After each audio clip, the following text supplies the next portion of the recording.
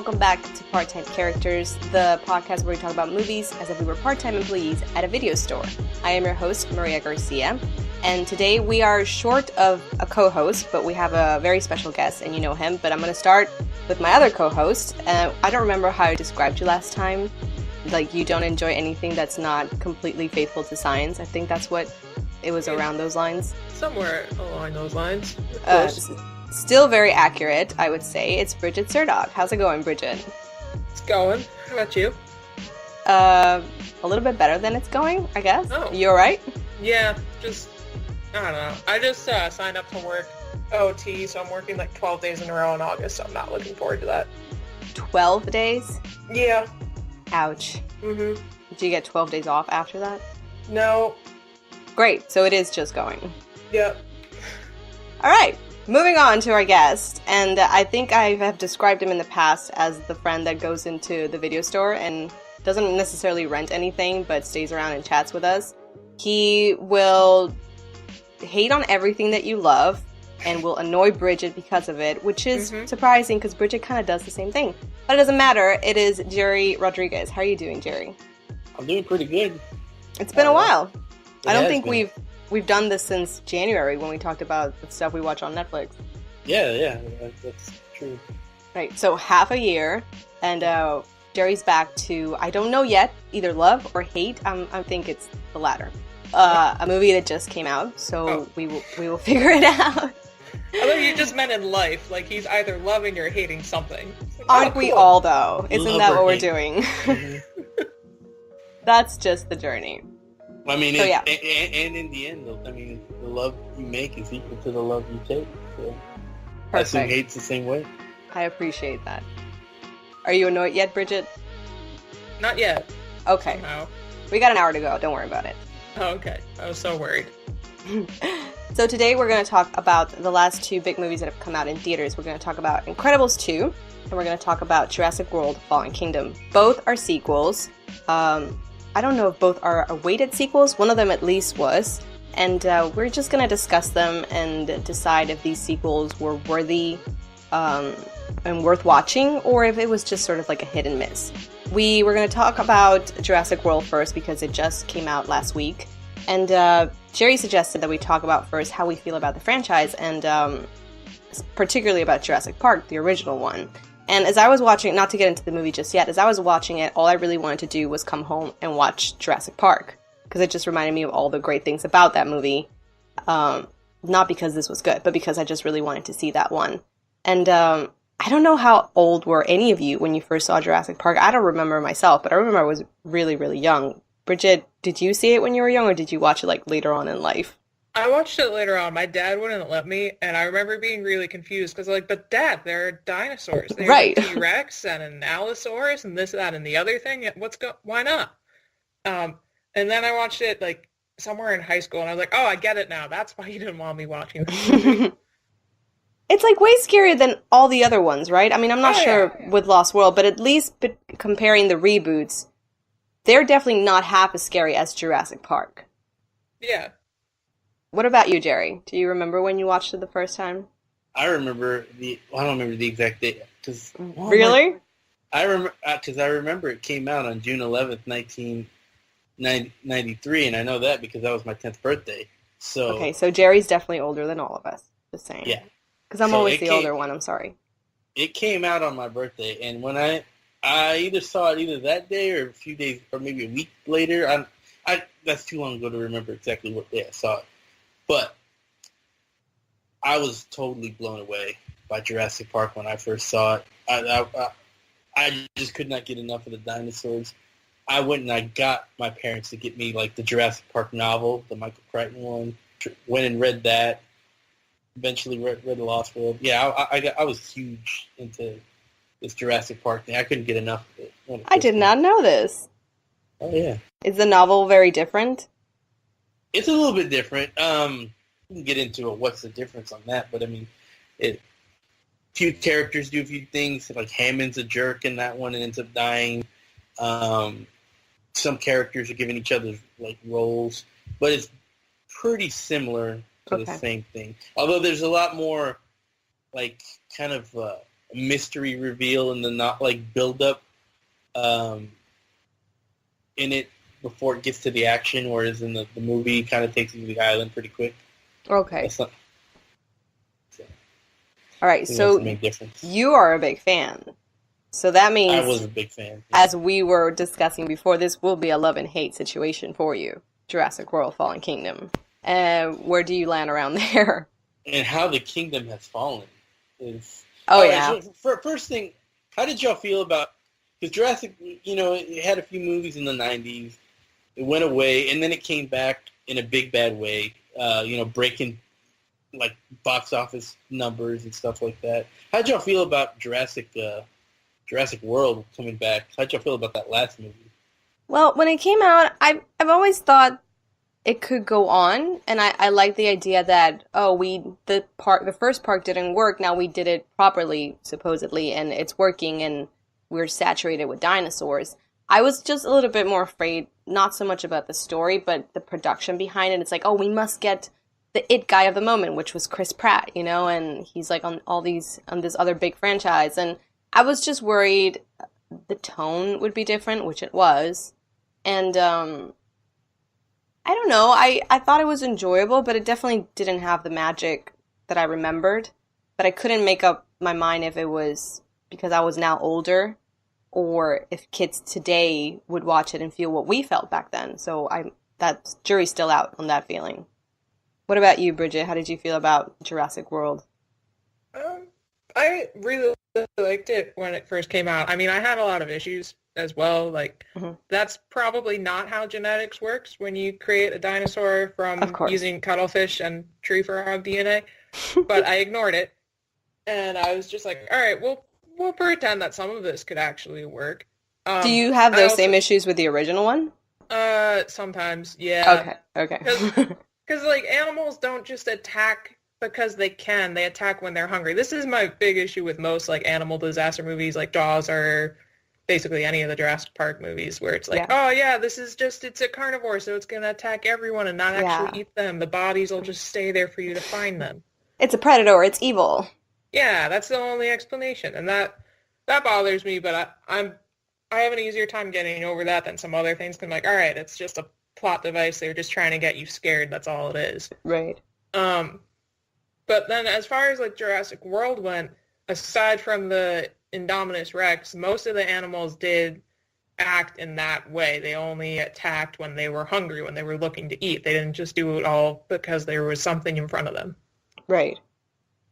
But yeah, overall I really liked it. I was afraid that they were going to make Chris Pratt in it. That's always my fear. And I was really happy about that. Because it would have been cool to have like Chris Pratt in there, but not in the role that they gave him. I was very happy seeing, I can't think of his name, but Nick Miller in it from Jake Johnson. Sure, yeah. Yeah, from New Girl in it. Those were some of my favorite scenes. But yeah, I really enjoyed Jurassic World, aside from those few issues. How about you, Jerry? I had mixed feelings on Jurassic World. We all know from the Star Wars episode how I feel about rehashes. So when I saw most of this movie, I was so like, oh my God, this is just Jurassic Park all over again with the new, like, shine. Some turtle wax on it. Until that very last part with the I thought the Indominus Rex was so stupid. Really? Yeah, I hated the thing. The only thing I really liked about this one is it kind of like explained why, or at least it tried to explain why like dinosaurs don't have feathers. And yes, stuff. Yes, thank you. Oh my God. All right, let's go into Bridget's science corner for a second because I've only recently realized, thanks to Bridget, that dinosaurs were supposed to have feathers. Is that the deal? Yes. Okay, Yes. Go on. And velociraptors are only like 2 feet tall. Okay. There is another dinosaur that looks the same way velociraptors plus feathers do in Jurassic Park, but it has a different name. Velociraptor just sounds cooler. Yeah, something like that. Now, does it have feathers all over or like on? Basically. Well, it depends which ones you're talking about. Some dinosaurs have more than others. Like a raptor would have been almost like a giant feathered thing, like an ostrich. Yeah. Oh, okay. A T-Rex would probably have a lot of feathers on its body, but maybe not so much on its legs and stuff. It just depends. Like maybe a Stegosaurus probably didn't have very many feathers, or Triceratops. Yeah, most of their faces would probably be clear too for like ripping into their prey. Same way like a Okay. vulture is bald. Okay. So they explain where in Jurassic World why they don't have feathers? Yeah, they explain because they say that because they had to mix it with other animals, they didn't get see. 100% accurate Yeah. dinosaurs. So So that's does really that- the only thing I liked about the first or Jurassic World, at least up until the end part, which was the Indominus Rex versus the T-Rex. That saved the entire movie for me because I like big monster fights. I like Of course. stuff We're like all that. suckers for that, yeah. So that's the only thing that I liked about that movie, and that kind of salvaged. I kind of like the subtlety, well, not so subtle, that the classic villain, which is the T-Rex, can take on the Indominus, which is like the new shiny thing, and it's like, no, classic always wins. To be fair, the T-Rex didn't really win. It was that Ex Machina, Deus Ex Machina. Oh, the Fish thing. Brontosaurus that jumped out. I was like, man, it could have gotten any people walking on the near there. He was waiting. He was He waiting. was Well, really she. hungry. Yes. Yeah. Sorry if none of you have seen Jurassic World and we've completely spoiled it for you, but if you're listening to this, you probably have already seen it, just in case. Can we call the T-Rex a villain? Because, I mean, I've always thought the T-Rex was, yeah, he hunted him, but, I mean, at times he did some heroic things, like in Jurassic Park. I don't think it it was was an on animal. purpose, though. Yeah, I don't think it was on purpose. I think he just happened to be there, and it was like, I'm focusing on these, and the other ones left. But it's heroic for us, but I don't think that was what she was striving for. Well, no. But Yeah. I mean, it was. Oh it no, was I just love an the animal. T-Rex. It's just acting on impulse. That's all. There's Okay. no like good or bad there. Except for the Indominus Rex, which feels, apparently. Yeah, because they made it way too intelligent because it has cuttlefish DNA and this, that, and the other thing, and science. That's not giant actually raptor, correct. clever girl, blah, blah, blah. Clever girl. And raptors don't even behave in that way. Okay. You've met raptors, Bridget? No, but we've done enough studies to figure out that they aren't pack hunters, that they actually climb trees to find a lot of their prey, and T-Rexes are actually like scavengers. I think we can safely say that they don't care. No, they don't. And Yeah, as yeah. and as soon Well, I as think they we can went even say on the that whole more by like, sorry, I was going to say, we can even say that more by the existence of this movie, The Fallen Kingdom. yeah. Any reboot, I think there's a moment when you can actually feel them being like, we don't care. Mhm. But I think it just got more ambiguous as soon as you implied more like genetic mutations, not mutations, changes, or to make hybrids or whatever. Like, we can do whatever we want, so we're not really going to follow any rules or any research that has been out there for a long time. So, and let's face it, people probably don't care either. Sorry, Bridget. I also want to point out it's super convenient that when they mixed all this DNA together, they didn't accidentally make like a retarded dinosaur. Like They do, they're just not on the show. You don't Oh, see okay, them. yeah. They're way in the back. The ones that they fucked up and have too many chromosomes, yeah, you just don't see them. Yeah. They're poor things. That's a dark Jurassic Park movie. Anyway, Bridget, I want to know if you're okay with us spoiling this movie for you. I am perfectly fine with it. Tell me. Alright. Go Because I do with need whatever you, I do need you to be a little bit outraged with us. Because I'm outraged at a few things. Maybe not the ones you would be, but I need you on board on this hate train. I was mad when I saw the first trailer, so I'm in like the right headspace for this. What made you angry about it? The whole thing with the volcano, that was like, I thought that was the whole movie, and I was like, God. that's stupid. Why would you even go right when it's exploding? Like, you had so much forethought, so many chances to go there. In the first trailer, you're like, yeah, this is going to explode. We should go and save the dinos. And then they're there as it's exploding. I Yes. like how it's exploding all around them, but yet they're fine if it doesn't hit them. It doesn't, Yeah. like, the heat, they seem to be immune to the heat that goes around all that. I thought about that so many times. Okay, so before we get into the whole thing, you probably know the synopsis or the plot. They're gonna go save the dinosaurs. The park has been abandoned for 3 years. The volcano It's has the Lost World erupted. all over again. I know, believe me. And now, instead of just going to research and investigate, we're actually going to try and get the dinosaurs out. I say we like I'm part of this. They're going to try and take the dinosaurs out and save them because dinosaurs have feelings and they're life creatures and we shouldn't let them go extinct all over again.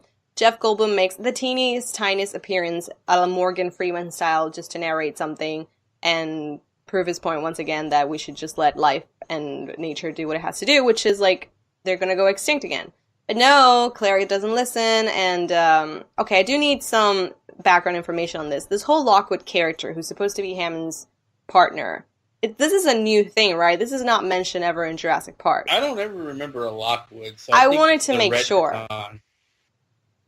Okay, Yeah. so we bring in this new character who's named Lockwood. Apparently, he was Hammond's partner during this whole thing, and coincidentally enough, he looks a lot like him with the white beard and the little scarf around his neck and the white linen shirt. And you're like, oh, so we get it. It's like discount Attenborough. We just don't have him around.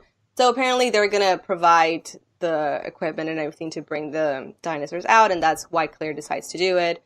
So the first half is on the island, and the volcano erupts pretty much immediately as they get there. When you talked about, like, the lava doesn't affect them, the air or anything around them, I remember the moment they're in the bunker, and I'm like, that has to be incredibly hot. Like, there's lava coming out from everywhere, and it's just like, only if you touch it, you get hurt. It's like, no chance the air or the metals around there are hot at all. It's like, oh, come on, we have to... something, please. Should we talk about the twist that no one saw coming? Basically, they go down there. They go with the corporation run by this guy. This young. It's the young dude that's controlling the estate and everything.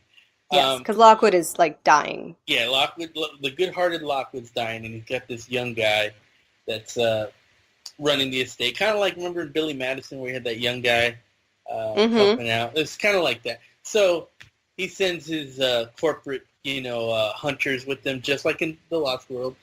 And in a twist that no one ever saw, the corporate guys are evil. Who would have thought? Oh, corporate evil? That's such a shock.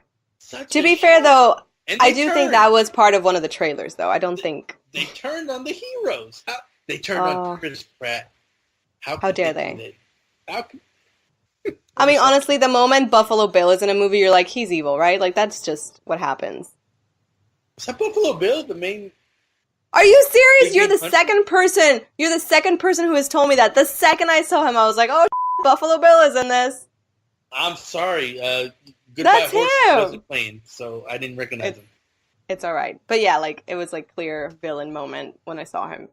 Anyways, so yeah, the first part is in the island, and the next part, because they're taking the dinosaurs away for not such nice reasons, it's, where were they? I don't even know. I guess it's California. It doesn't matter. They're in Lockwood's mansion. And the reason they're taking the dinosaurs is pretty much the same reason the first guy in Jurassic World wanted them. They want them to be weapons. They want them for agriculture, for very different things. They're considering the power and the skills that they have, and probably useful for war. Yeah, they're selling it as an auction. And to like the black market countries. He's like selling it to to Russia. the most stereotypically evil black market audience I've ever seen in my life. Al-Qaeda, he's selling it to the Russian guy is like ridiculously stereotyped Russian. They're all like just like cartoon evil. It was kind of stupid, honestly. He's selling it to the North Koreans. He's selling it to Saddam Hussein. He's selling it to all these guys. So, like, the other movies are still canon, right? Like, all these people who are trying to buy these dinosaurs are aware of what happened in the past. Yeah. Yes. Before we get into that, speaking of canon, because we do mention Hammond, and we mention the first park and everything.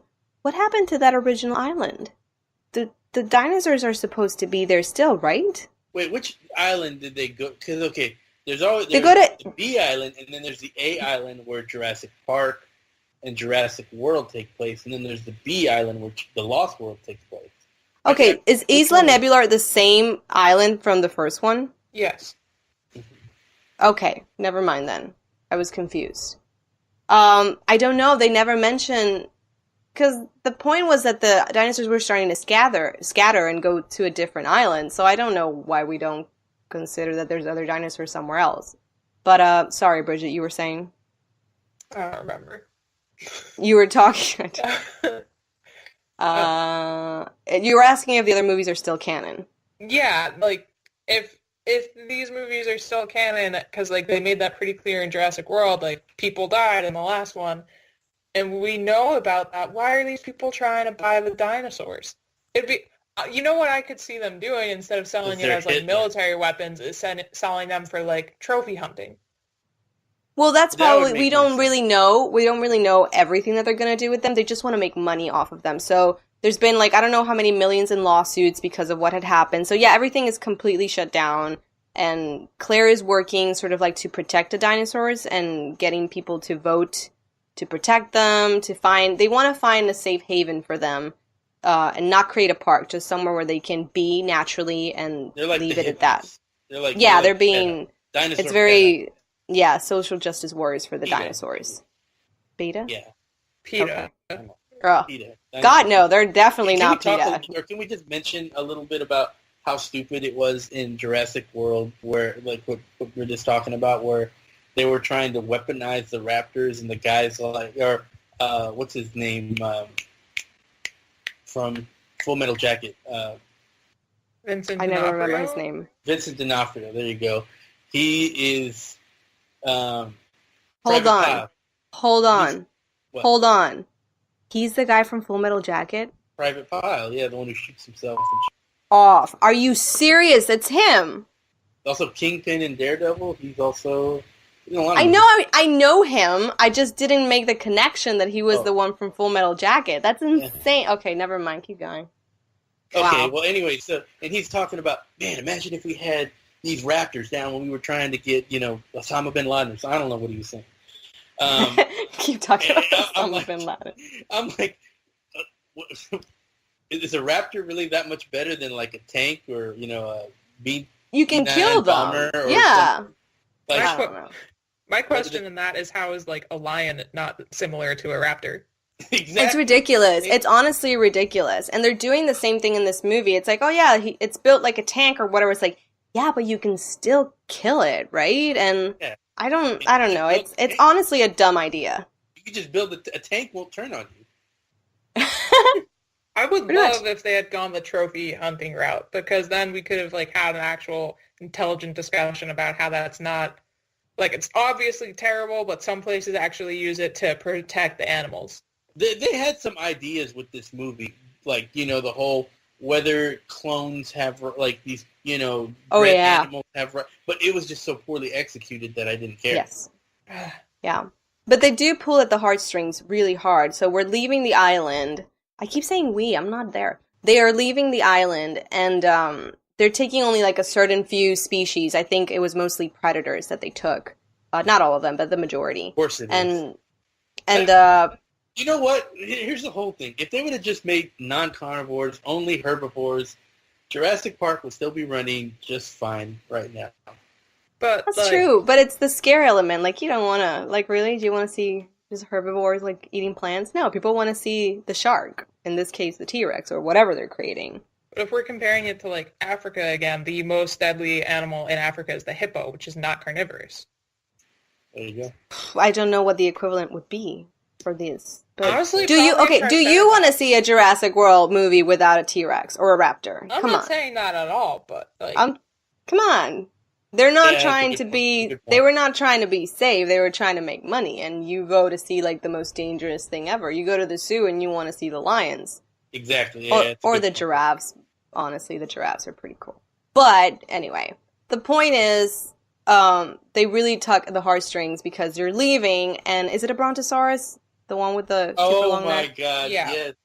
To be fair, I teared up a little. So they went really Did. hard on this. The boat is leaving, and the island is like covered in lava, and the brontosaurus is like reaching the coast like the dog, and he's doing his like very sad noises, and then in shadows and in smoke, you see that the lava gets him. And I was like, just get in the water. Your neck is like gigantic. Like you can doesn't totally know how to make it. swim. Yeah. But he's like on the shore. He's not gonna go to the depths of the ocean. Like he could have totally stood there. I don't know. It was The very sad. lava. to point. Okay. But I think It they were was very trying to get this like image of what it was like when the dinosaurs became extinct in the first place, when the meteor was- hit and I didn't. hate fallout happened and all that. The extinction of the dinosaurs came with the nuclear winter from the meteor that hit. it. It was pretty sad. They got me. They got me good. There's actually this video game back on Super Nintendo called, I think it's Evo, where you actually see like the meteor come out. You see a Brachiosaurus mom holding its kid Brachiosaurus, and you see that scene. Where is that? Oh, it's on the old Super Nintendo game called like okay. EVO. Horrible. So basically the only two characters from from Jurassic World are Claire and Owen. And we're back to the same, like, oh, should they get together or not? Which I think is so annoying. Like, the first movies didn't need this crap. Mm-hmm. And I don't care if they get together or not. The only thing they have going is that they're both gorgeous. And of course, I guess they should be together. I prefer them as friends, honestly. Like, the idea that they're just friends and nothing's happening is much cooler than, you broke up with me because you didn't let me drive. Like, that's an actual freaking excuse in the movie. And I thought it was because he wanted to live in a van down by the river. Yeah, but she was like, you wouldn't let me drive the van. And I was like, really? This is why we broke up? Like, this is so stupid. It was a stupid conversation, honestly. There's like no chemistry there, in my opinion. And then the kid, because there's always a kid in a Jurassic Park movie, has nothing to do with the movie until the very end. And I found that extremely annoying. Are we going to bring in the side plot that really went nowhere? Or it kind of went somewhere. They tried to kind of bring it up. Super spoiler alert on this part. Okay. Go on. So, I mean, eventually they bring it back. And they don't just bring the dinosaurs back to anywhere. They bring it back. Apparently, this Lockwood character has been living in a super mansion where he has, like, the ultimate dungeon under his mansion that can hold I think he has, like, no idea, though. Yeah, I guess the guy, the estate planner, whatever his name is, has been been building a giant dungeon that could hold dinosaurs. Anyway, so he brings it back, and he's doing all the bidding we were talking about later. We find out that the guy has a granddaughter that's just walking around in the background. She finds out about his evil plans, so she's on the run. Of course, Chris Pratt has to save her with the, smiles and good looks. And then we find a dark secret about this girl is that she looks exactly like her mother because she's a clone of her mother. And that's why Lockwood and Hammond, and Lockwood got booted from, I guess, all the credits of Jurassic Park and all the other movies. They cloning humans. Yes. What? So the addition to Jurassic World is now that they've successfully cloned a human.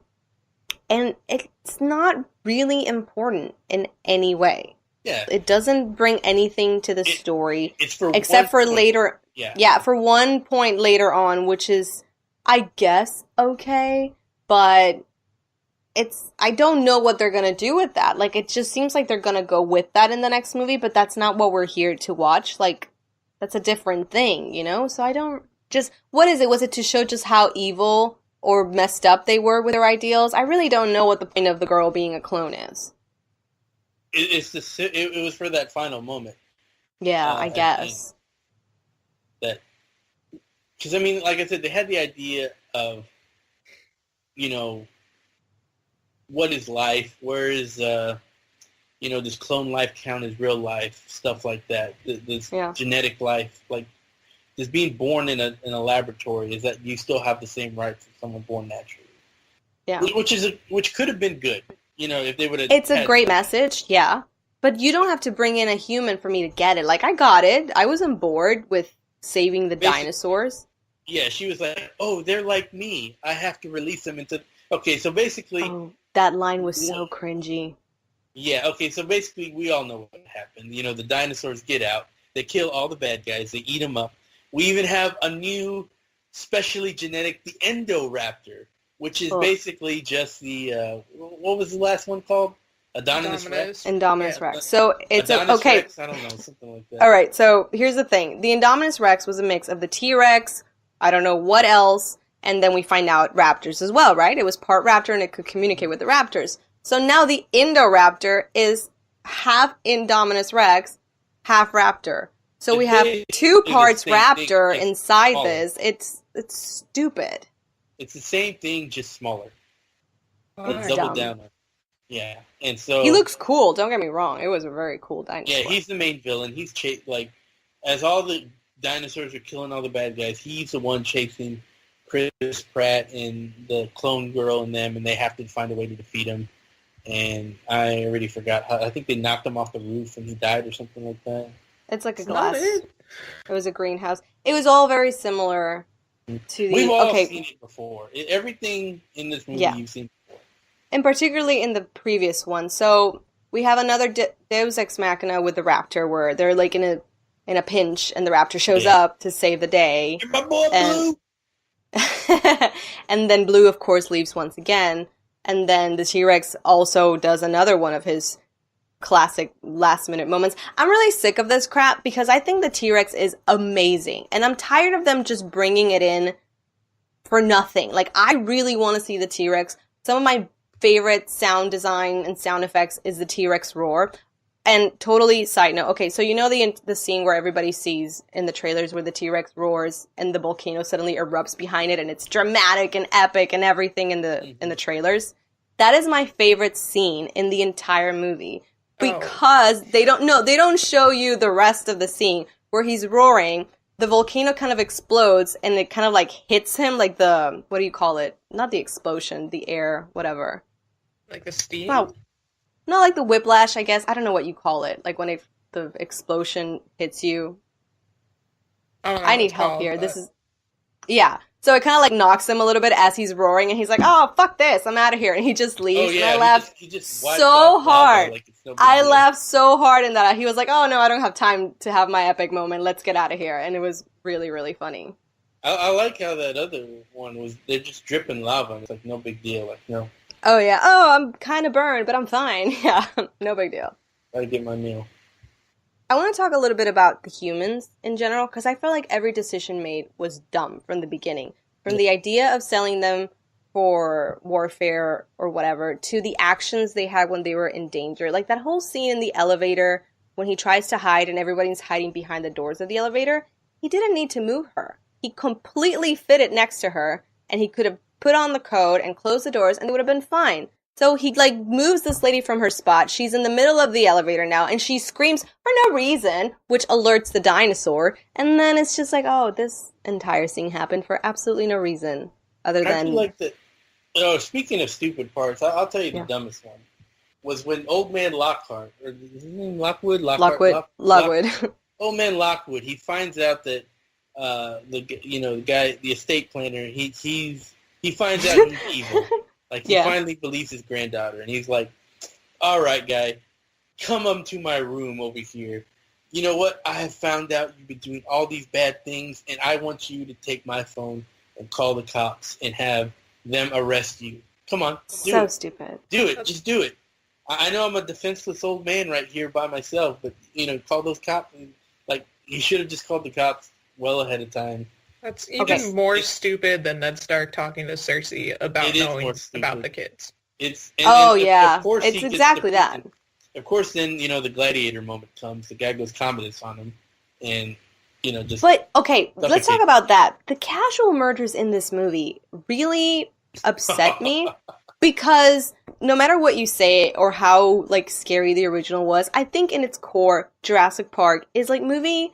Maybe not for children, but yeah, it's about adventure and magic, and it's a little about family. It's like a family movie. There's no cursing. There was cursing in this one, but in general, there's no cursing. There's nothing, crazy about it. And even if there's, killing from dinosaurs, it's like you're smashed, and you get the idea that they got eaten, and it's not, too in your face.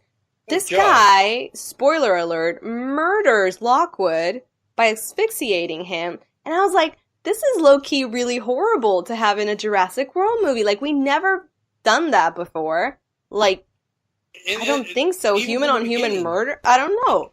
Even from the beginning, when they bring Chris Pratt to the Go Get Blue, they immediately, shoot him with tranks and leave him to get eat. I know, they just leave him. With lava. It was super messed up. Yeah, they were...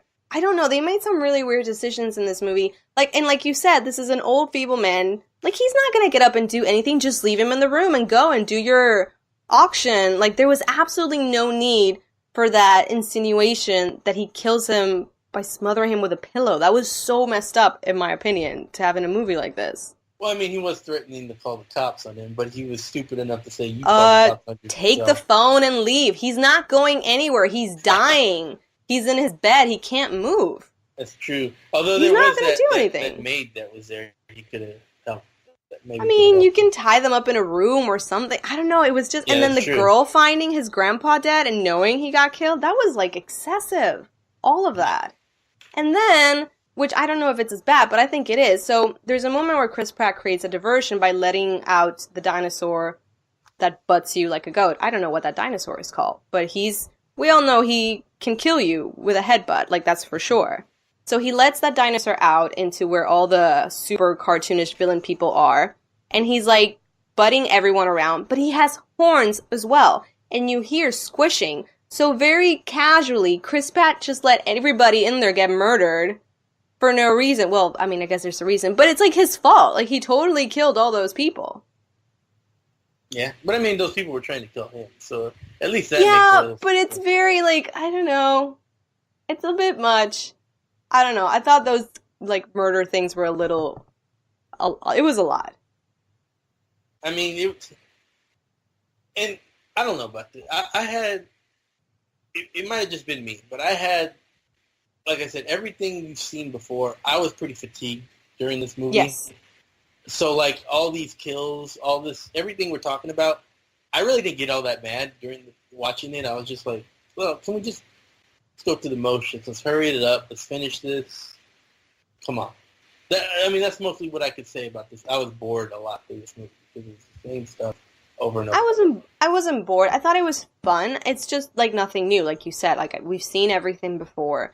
The whole like part in the island, part in a human part of the world, we've seen before. The ending is very out of just Jurassic World, like not even that long ago. Sorry, and. I would say that my biggest complaint, apart from the story, it's like, yeah, there's a lot of dinosaurs, because obviously CGI is a lot better these days, but I don't remember a single great scene with the dinosaurs, you know? And in Lost World and in Jurassic Park, you have very memorable, awesome scenes. And I think the fact that they were animatronics and less CGI works for their favor, because they had to focus on one dinosaur at a time. So if T-Rex is out, we have to really focus the scene on him, and we can't have like 10 other dinosaurs roaming around. This is what we have to do. And they made it freaking epic. And now, yeah, I have like 20 dinosaurs stampeding all over the place, and somehow Chris Pratt keeps up with them or ahead of them. Don't ask me how he does that, but he does. And it's just like a lot, but nothing memorable. You know what I mean? Yeah, I know exactly what you mean. So should we just talk about the resolution of this movie and then finish it up? The resolution, what exactly is it? Well, remember the dinosaurs get trapped. They have to decide whether to let them die or live. The little girl's like, they deserve to live. I'm like them. I'm a clone. I was grown in a lab too. So then the resolution is the dinosaurs go out, and now they're gonna live with people. Yeah. Right. So they were all, there was a serious problem where somebody blew up the hydrogen tank, was it? Oh yeah. Yeah, and Blue got trapped. Yeah, Blue got knocked the out of that. I don't know how she made it out alive, but she did. That was really funny. Somebody blew up an oxygen tank, and Blue didn't die in the explosion. Well, she smelled the gas, and she left before it exploded. But like the explosion like pushed her out, and she hit like a bunch of. It was like really hard. She hit like a bunch of shit, and then she left. She was fine. But the other dinosaurs are in their cages, and they can't leave, so they have to make the decision once again: do we let them die, or do we set them free where people live? You know, yeah, and so they basically free willy them into the suburbs. Into the suburbs, yeah, and. Which I also don't understand hugely what the problem is. Weren't they just like 11 dinosaurs? Yeah. Like I understand there's an issue, but it's not like, it's not like we've entered the Jurassic World. Like that's not what happened at the end of this movie. Yeah, and then after the credits, you see like these pterodactyls just hanging out, building a nest on some human. The dumbest end credit scene I've ever seen in my life. Yeah. I stayed because the theater made a big deal out of it. They had posters, everything, like, stay for the end credits. I was like, oh, fine. And then I stayed, and there's 3 seconds of pterodactyls in the Eiffel Tower in Las Vegas, and that was it. I was like, oh, I did not know that was going to happen. Thank you, movie. I guess, and I guess the humans are just putting up with it. Like these 11 dinosaurs are like, oh my god, what do we do? We can't. What do we shoot. do? They're eating us. Then they're gonna eat me. Oh my Like, god! I think even Lost World did it better with the T-Rex roaming free for a while. Oh, Because yeah, I was like, oh, this is happening, and what can we do? But this was like, I don't know, I guess you could call the army and get this done quickly. I don't know. Think of something. This is nonsense. And Yeah. yeah, I think that's the end of Jurassic Park. All right, there. yeah. I think I gave it like a 5 or 6 out of 10. Like, it's fun if you want to see it, but it's nothing special. Give it a 4 out of 10. I was so. Ooh. All right, Bridget, are you excited now to watch it? I'm even more angry at it than I was before. I don't think we even discussed all the things that made us angry, but yeah, those are pretty up there. I do have a question, though. Yes, This Lockwood dude has supposedly Yeah. been there from the beginning. supposedly. Yeah. Why the hell did we have, why was Lost World a thing then if he was there from the beginning? Well, because Hammond was still in power during Lost World time. Well, yeah, but they established that he wasn't fit to be in charge anymore, so the portion of the company, like, Lockwood should have been able to take over and just handle the situation. Maybe, but then again, Hammond might have been like, hey, this guy's cloning human. We can't have him doing any stuff. Yeah. What happened was the actor was alive then, and now he's not. So we needed to bring in a similar version of him. That's just, and like, create. a huge plot hole. Like, legally, Of it should have gone over course. to Lockwood. Yeah. Hey, what are you gonna do? Well, it was kind of implied that they had their split out before the park was open. So Did they? is I he don't no recall longer a partner when Jurassic World? Yeah. Oh, Yeah, that's what it was implied, that like even before Jurassic Park, like that it was implied that him and Hammond, created it together, but Hammond pushed him out when he started making clones of that girl, and that right before Jurassic Park opened. That was I really, really would have loved if they had brought in the original kids and then they had taken over his estate. Like, they're That his would have been grandkids, nice. right? Like, Yeah. come on, man. No, Like, Tim sucks. Tim was the worst part of Jurassic Park. listen, he was a kid. Maybe He he's was a cool literally grown-up. The worst We part don't of Jurassic know. Park. I'm surprised he was alive. That The that only kid thing- died so many times in that movie, and I didn't like about Tim was that he was standing there grabbing his head and jumping up and down when what was her name? Laura Dern's remember. character. Yeah. Laura Dern's character said, "I gotta reach the gun," and Timmy's just standing there, just jumping. He's just standing there. what is he supposed to do? Everyone else is... And Laura Dern did not need to be holding the door as well. What's-his-face had it just fine. She was on the far end. There's no actual force she's putting on it that would keep it closed. He's holding it shut all himself. She could Yeah, have I easily agree gotten that. that gun, and Tim was doing nothing. Oh, God. Listen, if you were 10 and raptors were following you, I think you would be a Tim. I think we'd all be would not Tims. be I'm Tim. sorry. I would not Oh, be please. Tim. What are you going to do? I would Whisper at to the least- I raptor? would at least hand the adult the gun. I Oh, might hide in the corner. yeah. I might hide in the corner afterwards, but I would hand the adult the gun. At least that. I was stupidly fearless as a child. I would not have registered how dangerous that situation was. That is beyond bull, Bridget. You have never been face to face with a raptor. I think your brain would have been like, you know what? I'm in deep here. I don't know, man. I definitely would have realized that it was dangerous, but I don't think I would have realized how dangerous. I still Would like you Tim pet more it? than Lockwood. But I'd pet it. I'm not saying that I'd be like, oh, look, it's a raptor. I'm going to be its best friend. I would know that, there's a threat here, but I would be able to climb down the tree and climb over the fence and grab... Yeah, no, he was gun. dumb. He was dumb. Well, we had our own Tim in this one as well. Oh, God. But his salvation was that he could code or whatever. I don't know. Yeah. He's more of a Lex. We always have one of those. He More what? of a Lex. Which one's the Lex? sister. The one that... Yeah, but it was like Lex's intelligence, but Tim's fear, I guess, or stupidity. I don't know. It was a mixture of both. Yeah. Anyway, that's Jurassic World: Fallen Kingdom for everybody who's been waiting to see it. I'm gonna have to put a spoiler alert on this because we really did completely. Yeah. Okay, Bridget, it is your turn. Let's talk about Incredibles 2. Mhm. I can't wait to hear about this. All right. So it's been 14 years. almost 14 years. Has it been exactly 14? It's I don't there, know right? if it's been 14 to the day, but the last one came out in 2004. There we go. So it's been 14 years, and suddenly Pixar decided, hey, you know what you need? Another Incredibles 2 movie. And you know what you also need? That no time passed between the two movies. And it's exactly like that. The movie ends, 2 seconds later, the other movie starts where it left off. And, Bridget, you want to take it away with the plot? Sure, yeah. It's it literally picks up right where the last one leaves off. Tony, Violet's person, I guess, is brought in by whatever the secret agent's name is, and, he does that memory dump thing where he just basically erases all of his memories of the event. Men in Black thing. Yeah. It's way less cool. It's a suction cup that gets stuck to your forehead. I don't even know how that works. Well, it's Pixar. But whatever. And he all of a sudden can't remember anything about Violet. The family takes on the Underminer, and we're seeing this as Tony's explaining it to him, so it's not quite right where it leaves off, but it's right where it leaves off. They take down the Underminer. They end up getting in jail, getting out, and the company that the secret agent man works for is now, it's not a company, but whatever it is, a division of the military is no longer in existence. So they don't have this backing anymore, and all of a sudden, they don't know what to do with themselves. Nobody has a job, this, that, and the other thing. And then... their house exploded from the first movie. Yeah, they have nowhere to go. They're staying in a motel. And some dude, who I can't remember his name already... it's Saul. It's Better Call Saul. That's all I remember. Saul comes along, and it looks just like him, too. It does, yeah. It's kind of impressive, actually. He comes along, and he decides to offer Mr. Incredible, Elastigirl, and Frozone a job to bring supers back onto the market.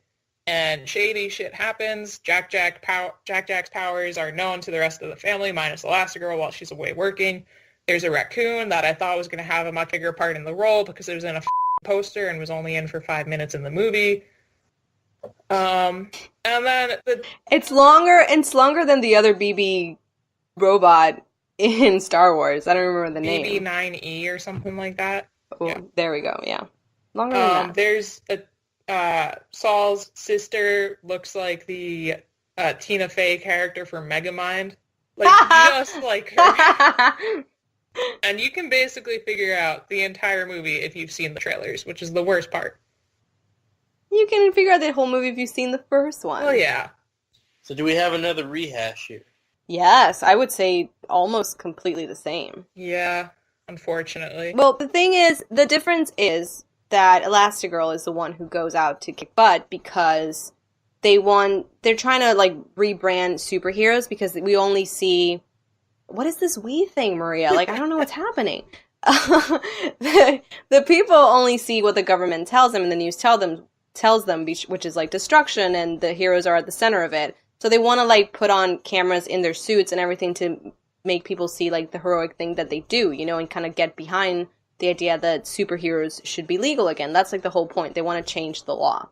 And so they don't want Mr. Incredible to go because he's more destructive, and they think Elastigirl would be a good first option to kind of get people interested. Well, see, that sounds like it could be kind of interesting because, we've had, it was a real revolution when, things like The Dark Knight Dark Knight Returns and The Watchmen with the Keene Act, those were things those were big milestones in comics because they were superheroes, maybe they should be accountable for things that they were. And then in those premises, they were asked not to be superheroes anymore.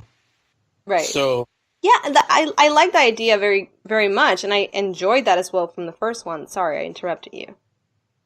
Oh, that's fine. I was just saying, yeah. So that could be a good idea to explore. Hey, maybe we were wrong with the Keene Act and stuff like that. Yeah. Yeah. It's definitely the idea. I was just gonna say it's definitely interesting, that they were going about it this way. But you can also tell when you first meet them that Saul is just this huge fanboy, and that's all this really is he's trying to get back the nostalgia that he had. Yeah. And there's a whole background story about how he loves superheroes so much because I think his father really endorsed, I don't remember the words or what the story, he either endorsed superheroes or really believed in superheroes. He had direct line to certain superheroes, but then because they went underground and they were not legal, their parents got robbed and he tried to call the superheroes instead of the cops, and then they died because of that. I'm pretty sure during the mugging. Both of those superheroes were already dead, too, at that point when he was trying to call them. Which is even dumber if you think about it. I don't think he would have known, because he didn't know their, like, secret identities, so all he knew was that he had trusted them. They weren't allowed to be around anymore, but he trusted them, so he felt like he could call them. And he wouldn't have known that they were dead. Regardless, you call the cops. Or whatever. I think his sister said something like, if they had just gone to the bunker or whatever, they would have been fine. Yeah. So she's more into the side of like, oh, it was their fault. They should have acted better. And Saul, his name is not Saul. I don't remember. I'm going to need to look this up. Saul is more like, no, like superheroes should have been legal and they would have been safe if they had been there. And so they have a bit of that division, but they work together. Like he is like the face of the company and she does all the technology stuff. Like she's the creator. And the plot is solid, but it turns much more into like mommy's going to work while daddy has no idea how to take care of his children. And it's kind of like a very cheap ploy, in my opinion. I mean, there are some funny moments, but Mr. Incredible is such a dick about it constantly throughout the whole thing. Like, he doesn't like the idea that she's gonna go and do well. He doesn't like it when she actually does well. He gets jealous. And I don't know, he just seemed like really like an ass throughout the whole movie. Whereas in the first one, he was stubborn and he wanted, to show who he really was, and he didn't want to be like something less than incredible, which made a lot of sense and it's relatable. Here he was just sort of like, man, I'm not the one killing the bad guys. My wife is doing it. And it was just kind of tacky and stupid. Yeah, Mr. Incredible was my least favorite part of the first one too. So like this didn't really surprise me. It was in line with the character that they set up. Which sucks because I thought they would have attempted for some sort of character development by throwing him into the stay-at-home dad role. Well, they kind of did. Kind of, but also not really. Yeah, it was a little thin. Yeah. I loved the scene where he was trying to teach Dash math, and he's like, that was the most relatable thing in the entire planet. Oh, it was great. Because I don't understand why they changed math. It's like, yeah, we all feel the exact same way. Math. Math is math. It's true, but every new book is different because you need to buy a book. My God. And have you dealt with Common Core at all? Common Core? It's literally new math. It's this, I don't know how far Girl, spread it is. I graduated 8 years ago from my bachelor's degree. I haven't touched a math book since then, so no, I have no idea what you're talking about. It's just like this whole big thing that people are pissed off about, and I get it. They make my little sister has to deal with it. And she started learning it in 7th grade when she already knew how to do math, and it was basically relearning how to add, subtract, multiply. And it's the worst thing in the world. That's it. Yeah, but you have to do it that exact way, and you can't skip any steps, or else you get the whole question wrong. Lovely. Yeah, it's just the stupidest thing, which is what they were talking about. But I thought it was great that he was pissed off about the math, and then he learned the new math to be able to teach him. Yeah, he pulls through. He really does. But it's just, I don't know, it goes on for too long while Elastigirl is dealing with, what is the villain's name? Screenslaver. The Screenslaver. So people are getting hypnotized and the Screenslaver is behind everything. That is so hard to say, too. You just want to say Screenslaver. Yeah. Yeah, you want to say Screenslaver. That was Screenslaver. Slayer. But not Slaver. It sounds... Slaver. Yeah. I think it was a cool villain. You see it coming a mile away, though. Like, it's very easy to spot immediately. The person's name is Evelyn Dever. If you say it slowly, it means something very clearly. So, I don't know. The movie is very long, but it just feels like it drags for quite a while. And where the first one had really cool moments that you remember, this one was a little bit like, well, I know what's going to happen. The family's going to get together, and they're going to go save someone, and the powers and this and that and whatever, and I don't know. Like, it felt very repetitive, to me at least. Mm-hmm. Yeah. I just, the one thing that really pissed me off is I saw The Incredibles, and I think I was the same age as Violet when it came out. Oh. I somewhere around there, or, no, I must have been closer to Dash's age, because she had just gotten into high school. But anyways, I, really identified with both of them. Like, and they both like had really prominent roles in the first Incredibles, and it was really cool to watch them like actually do things, especially without their parents there, because they could just act without having to worry about what they'd say. And I was kind of waiting for that to happen again, for them to show off their powers and be able to use them appropriately. Like, we sort of got it, but not nearly enough of it, because they had to worry about Jack, and like, it was weird. It wasn't what I wanted.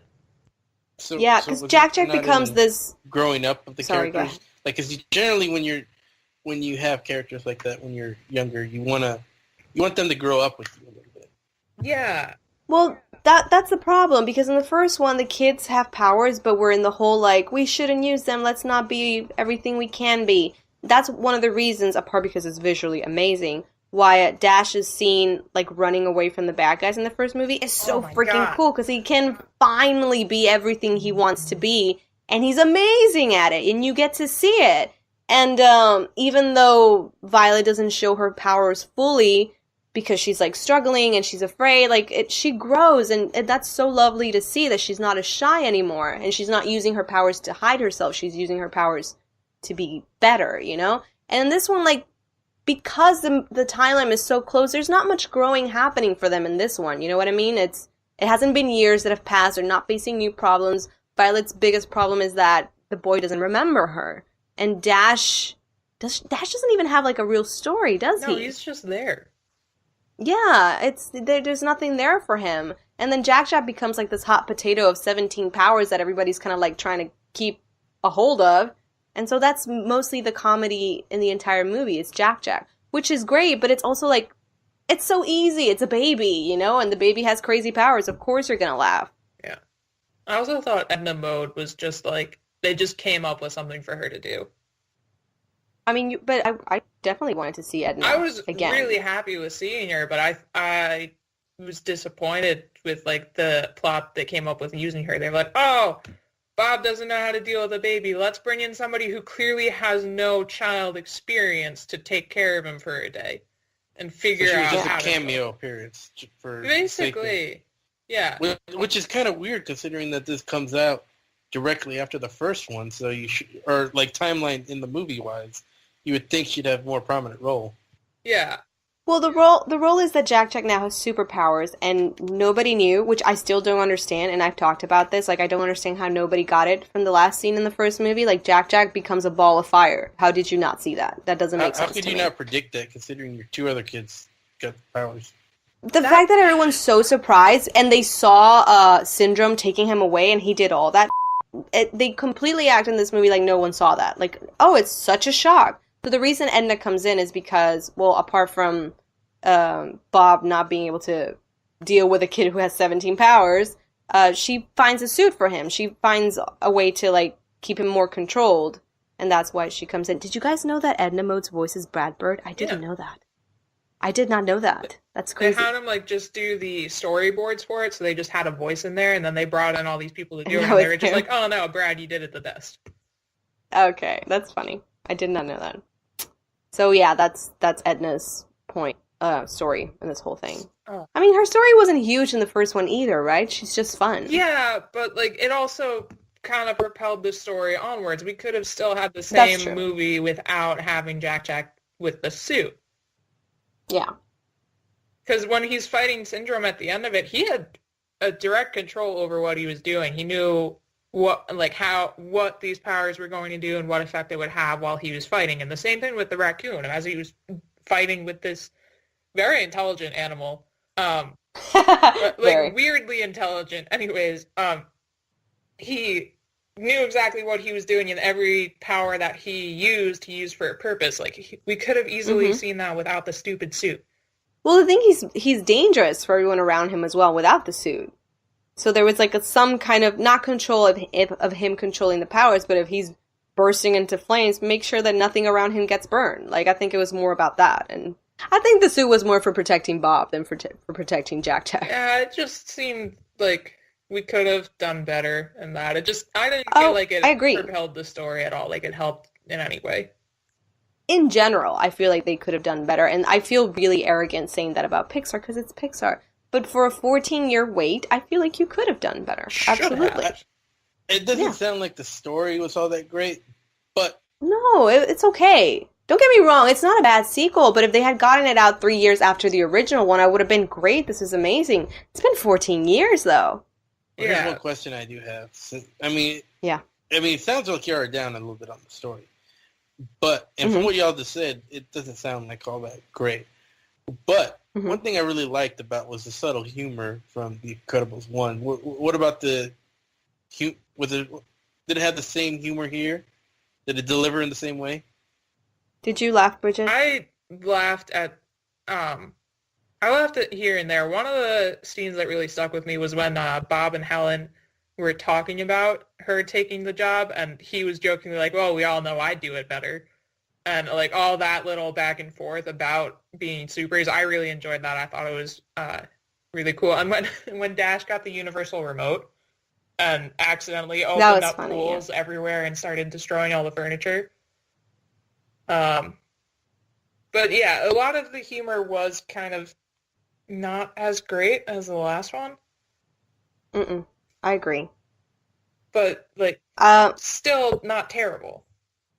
No, again, not terrible, but maybe subpar. Maybe a little bit subpar. I don't know. I think they relied a lot on Jack, to be honest, to bring in the humor. And to me, again, that's just too easy. Cutesy humor. Yeah, cutesy kid having crazy powers that come out of nowhere humor, and convenient powers as well, in my opinion, anyway. But we're not going to talk about that. And in general, Dash wasn't that funny to me. Dash has a good line. I personally liked it. After Violet has a tantrum, he's like, "Is she having adolescence?" Which I thought was cute. But that was in the funny. trailer too. Like, I didn't see the trailer. Sorry. no, it's okay. I like the Okay, whole, but yeah, like if you're using your best lines in the trailer, like all of them, then maybe something's missing. yeah, the whole math is math was in there too. Yeah, math is math. I enjoyed math is math. It still got me when I was watching it. Yeah.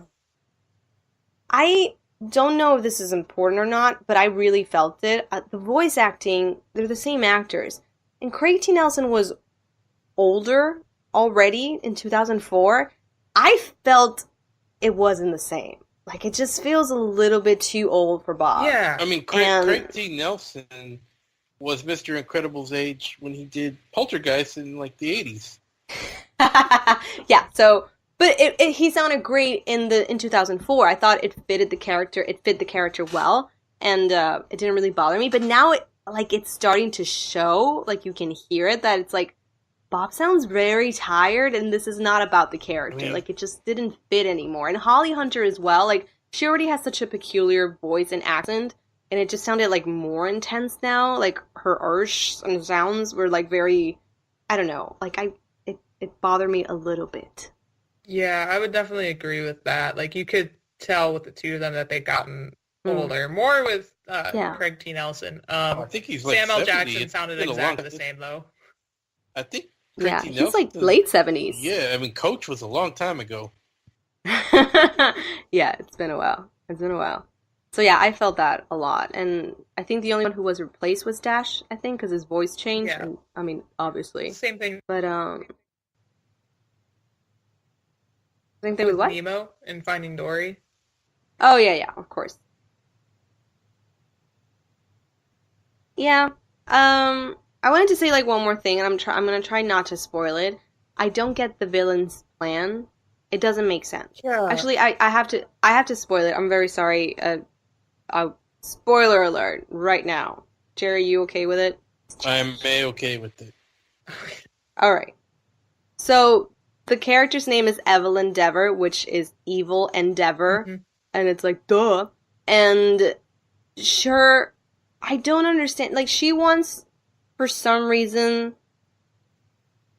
for the superheroes to be illegal, to stay illegal. So why is she helping throughout this whole thing to make them legal? Makes no sense to me. And then her reason for wanting them to be illegal makes no sense to me either, because it would make more sense for Saul to want revenge because his parents died and he feels like they should have trusted the superheroes, whereas she's never really cared about superheroes and thinks you should act for yourself and not have to depend on them. But, like, her plan is stupid. like, don't help them from the start, or don't create these things to help them become legal, so then they could become legal, so then they could do something terrible while they're hypnotized and then become illegal again. It was very complex for absolutely no reason. It was just stupid. Like, the way that she hypnotized them, too, like those weird goggle things, somebody would have put it together. They would have been like, hey, that's a new thing that Mr. Incredible wears. Why is he suddenly acting very different He's now? never wearing that, yeah. And they talk like this a little bit. And they it's stand like, like I think robots. you can... Like, what the hell? Yeah. And then I don't understand either, because she can control them, but how is she fighting as all of them at the same time? Because later on you see that she says, oh, move this over there or do that. But then when you're fighting, like, you have to just let the superhero kind of take over. Like, I don't understand how she was doing that with 10 different superheroes. And I don't know, it got, like, really weird and dumb at a certain point, and I wasn't on board with it. Yeah, I think when I was watching it, too, I thought up until, like, we had the final reveal, and I was annoyed because, like, you still see it coming from a mile away, but I was just trying to, like, grasping at straws for something better. Come on, Pixar. Yeah. Come on. I had hoped, I had thought and hoped that it was Evelyn and her brother, Winston, that's his name.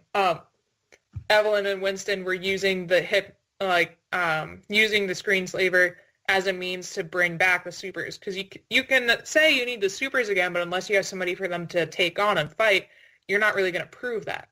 So that's what I was headed as well. And I thought that would be cool. Like, you're creating all this chaos in order to bring something good. Yeah.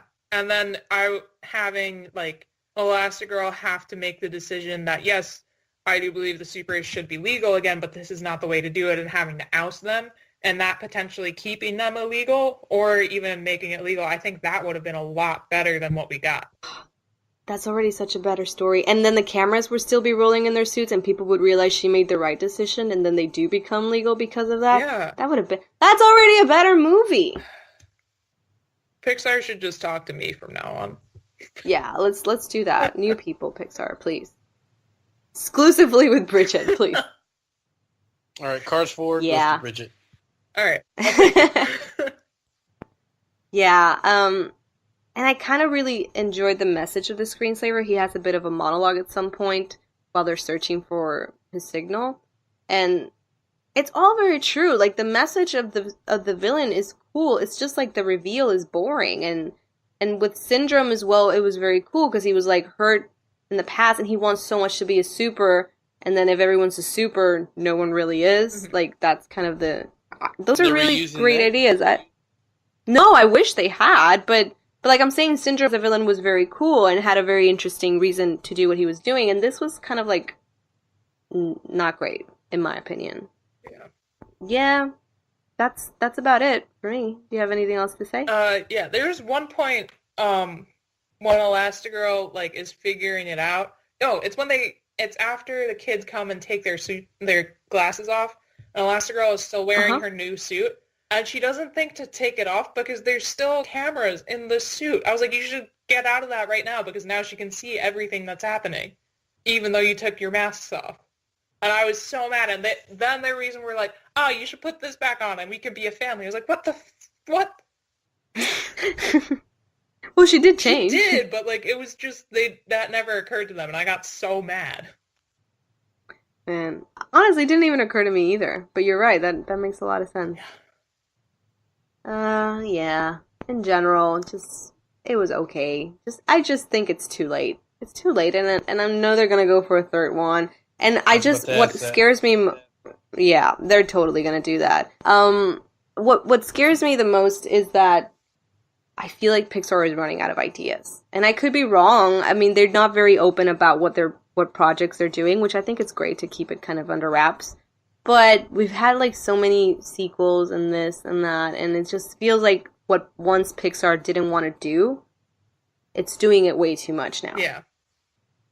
Well, is it? I mean, how often do they come out with? They usually come out with the sequel, then they come out with, like, originals. Like, they do an original and they do a sequel at least every other year. Last year they did Coco, right? Yeah, they did Coco.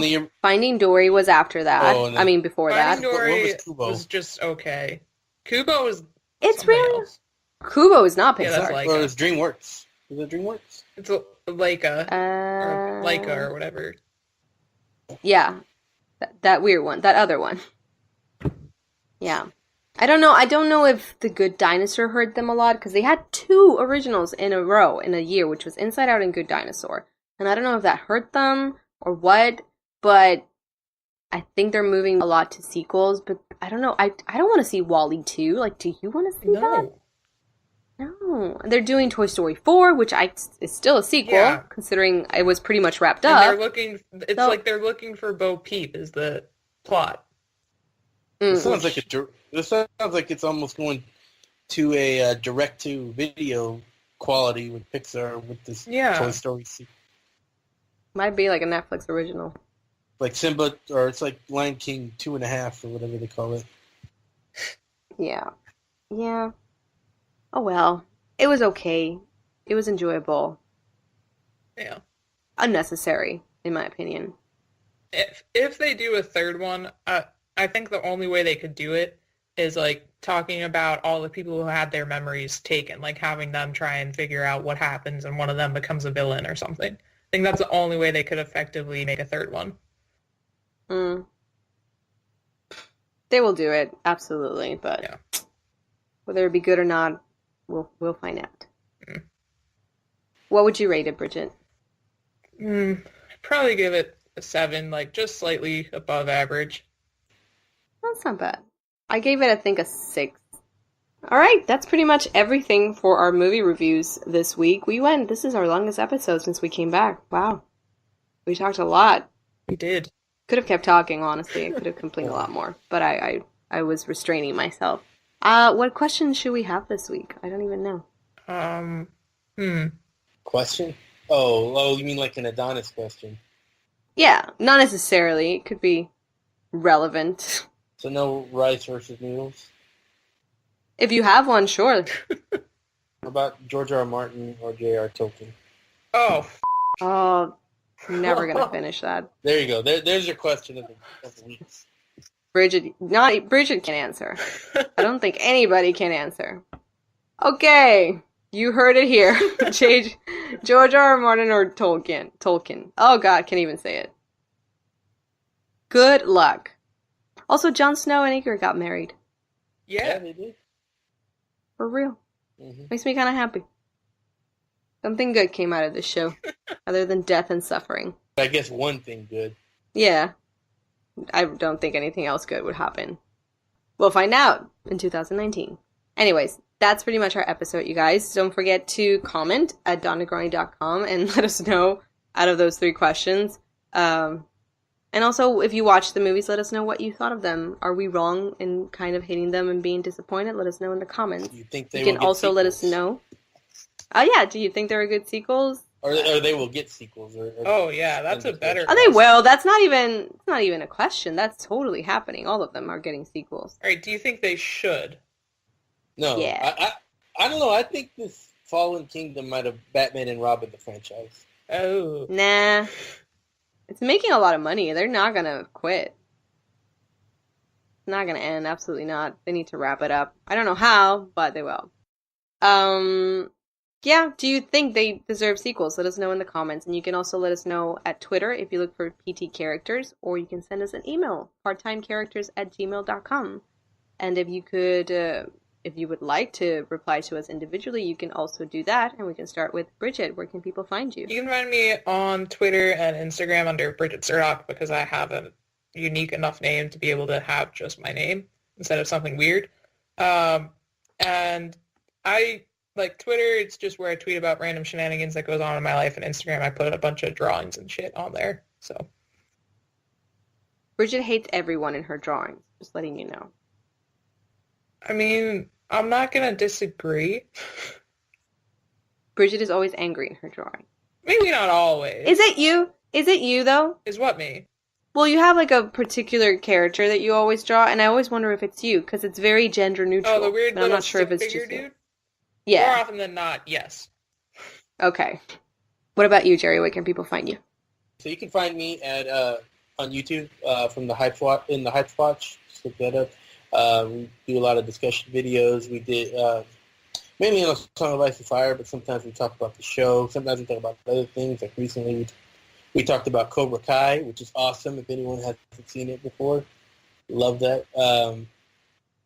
And I guess you can also find me on Twitter. It's Jer _ Rodriguez. That's or JERR, just and then _ Rodriguez. Yeah, pretty much where you can find me on the net. And you can find me if you go to YouTube as well and look for Cineclub channel. That's where I review movies like Jurassic World and Incredibles 2, and sometimes talk about other things related to movies. All right, thank you so much for joining us, you guys. We always love it when you comment and leave us questions and send us emails as well, so please do that. And don't forget to look us up on iTunes and subscribe and leave us a review. It always helps us out for other people to find us. And that's pretty much it. Thank you for joining us, and we will see you next time. From Puerto Rico, I am Maria Garcia. From Connecticut, I'm Bridget Serta. I said it right this time. Yeah! Houston, Texas, and Jerry Rodriguez. We'll see you next time.